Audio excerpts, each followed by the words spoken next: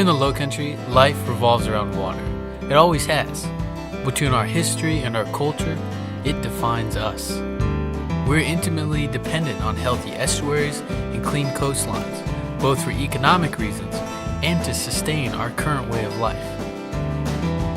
Year after year, our waterways attract thousands of visitors, and it's the reason that many of us call the Lowcountry home. These same waterways harbor the biodiversity of life that makes this place thrive.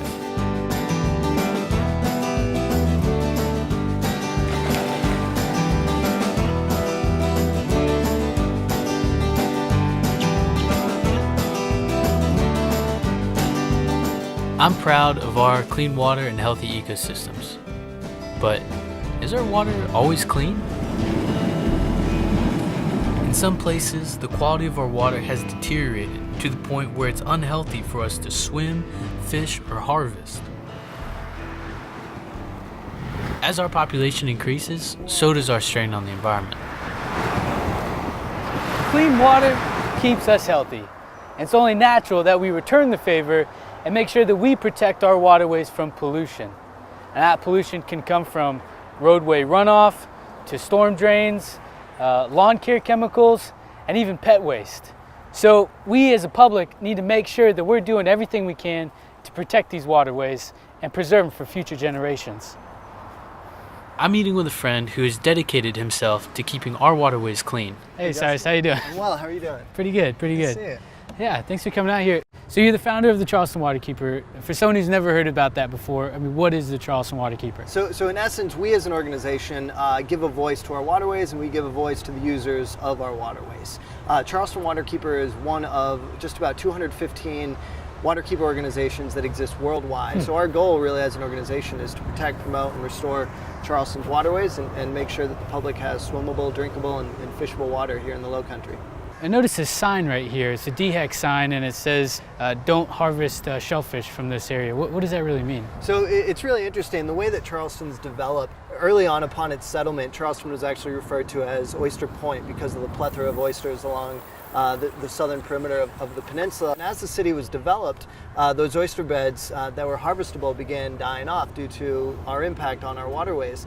And today, DHEC is the regulatory agency, and they assure that we as citizens don't harvest oysters from areas that might be polluted. And so a place like this that's in the middle of the downtown developed peninsula, it's a precautionary effort to assure that we aren't consuming something that might have high levels of bacteria or pathogens that might be harmful to us. So it's unfortunately a byproduct of our developing a once very pristine, untouched natural resource. Where is this bacteria coming from? Yeah. And how's it entering this waterway, and what does it do once it gets there? Sure, great question. So we're looking specifically at an indicator bacteria called Enterococcus. So one thing that we do is we have a water quality monitoring program currently that monitors every single week 15 locations throughout the Lowcountry. And what we do is we look at the quality of the water through the lens of bacteria. In essence, we're looking at the amount of bacteria present, which would suggest that there's sewage and there's other pathogens that are harmful to you and I, that are harmful to shellfish in the water.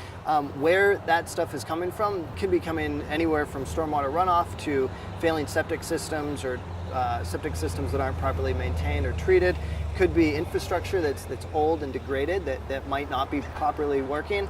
Might be illegal discharges from boaters, both recreational and commercial. And so understanding that there's a slew of potential sources, we really have to do root cause analysis and peel back the layers of the onion to determine, all right, if this creek is high in bacteria, what are the potential sources that could be contributing to the high bacteria levels? And we work backwards from there.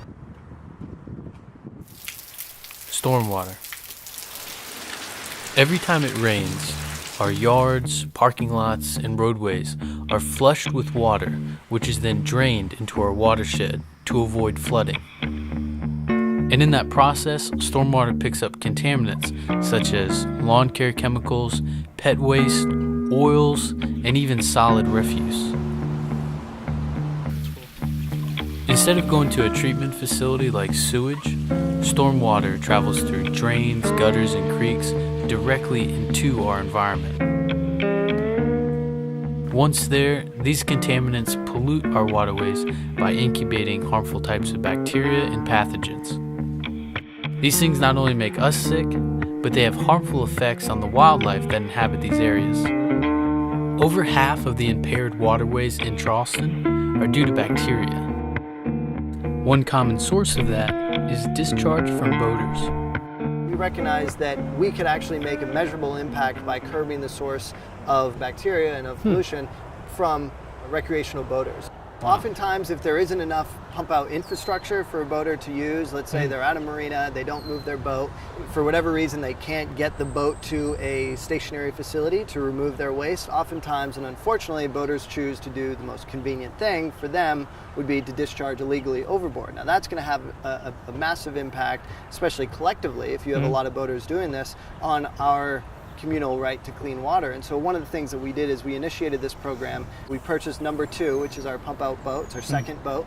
And in essence, it's a boat that's specially designed to go out and remove the sewage and remove waste from onboard holding tanks of recreational boats.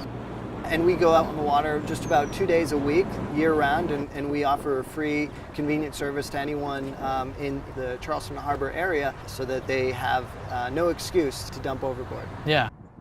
If it is pumped out by the number 2 or at a designated pump out station, the waste will make its way to a public facility. Here, the wastewater is intensely treated before it can safely enter the environment. To date, we've prevented about 5,500 gallons of sewage from entering into our waterways illegally and therefore impacting your and my right to clean water. The number 2, huh? Right. We got whimsical with our name. Yeah. What are some things that just your everyday Lowcountry resident, I mean, what are some things they can do to make sure that we have clean water today and into the future? Yeah, and in terms of active steps, we all need to make sure that our footprint on and around Charleston's waterways are as small as possible. So if we have pets, picking up after our pets. If we have lawns, making sure that we're not introducing any harmful chemicals or pesticides or fertilizers that are eventually going to work their way into our waterways. If we have a picnic or if we go to the beach, ensuring that all the trash that we bring in, we pack out. And if we're a boater, if you're a fisherman, making sure that we're keeping an eye out. If we see problems, if we see impairments or threats to our water, report them. And so the benefit of clean water for everybody is obvious, but the one thing that we each individually have to recognize is, why is clean water important for me? And oftentimes that answer might not be completely black and white for every single individual. Now, the users of the water who use it every single weekend or every single day, the answer to that is obvious. But for those that aren't actively using the water, it's going to take a little time to recognize in their individual lives, why is clean water in Charleston important to them? And guarantee there's an answer for every single person, regardless of where they live, regardless of their lifestyle, regardless of their background. And that's the beauty of Charleston's waterways, is that it is that common denominator, and it is the common thread that connects each and every single one of us here in the Lowcountry. We can learn from people like Cyrus and the Charleston Waterkeepers, so we can all do our part to keep our waters clean, even if that means just being informed. Take the time to get to know your watershed.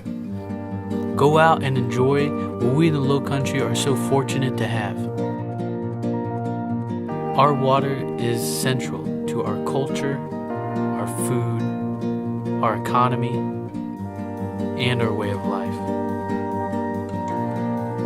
Each one of us is responsible for our own impact. Each one of us is a steward of our generation. And it is up to each one of us to protect this amazing gift.